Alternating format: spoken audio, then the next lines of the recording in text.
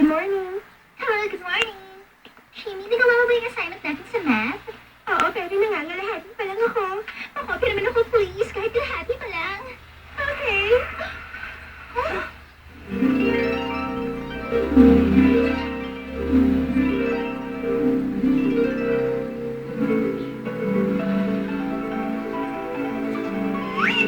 Nakakatakot si Hariyama! Good morning. Good morning!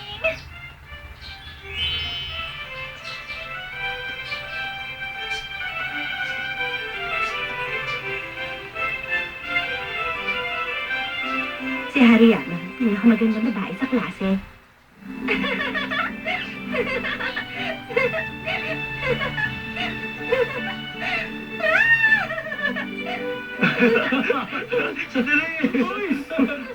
Dahil sa taglay niyang kagandahan, madaming mga lalaking nakakaliw at habol ng habol sa kanya.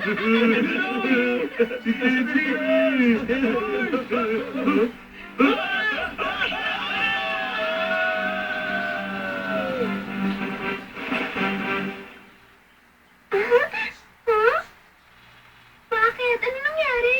Nawala sila. Siya din ang pinakadelikadong tao dito, si Hariyama. Shimi, are you okay? Ang sama na tingin mo dun, ah. Naprint na yung mga picture natin. Gusto niyo makita? Sige, patingin.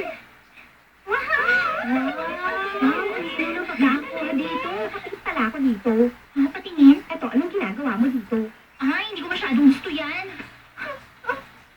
Oh my gosh. Bakit sobrang na kinamukha ko dito? Patingin niya. Mukhang dumoble yung size ng mukha ni Mika. Nakakatawa. Nakakatawa yan. Ganon? Camera trick lang yan. Sabi ko sa'yo, pwede ka maging komedyante. May potensyal ka. Grabe. Ano yan? Hariyama, gusto mong makita yung pictures natin? Talaga? Yan na ba yun? Wow, ang linaw ng mga kuha. Ang gaganda niyong lahat dito. Mukhang ang saya-saya niyo. Ay. Teka, sinikan ba to? Grabe, yung itsura ko so funny. Sana kinamukha ko sa picture na yan para na akong octopus na namamaga.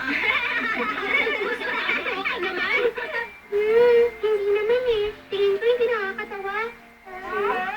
Hindi na siguro ready mag-post si Mika nung sununan siya, kaya naging ganun. Mas maganda yan kung nakangiti siya. Really?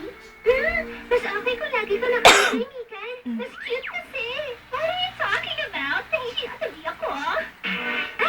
Ayan, ngumiti na siya. Tingnan niyo siyang ngumiti. Ang cute, diba? Diba? Ang cute niya, diba? Ipakita mo ulit sa amin yung ngiti mo. Sige na, Mika. Like this.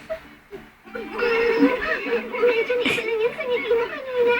Pero huwag ka magalala, super cute pa rin. Basta ngiti lang. Isa pa! Isa pa ulit! Sige na, please! Ang cute! Ang cute! Isa pa! Gusto ko ulit makita! Okay na, tama na yun. Sige na, isa lang. Ang cute-cute kasi. Basta Kawa ngumiti ka naman. lang, ha? Sa bahay. Hindi ko mapigilan. Ang cute ka talaga.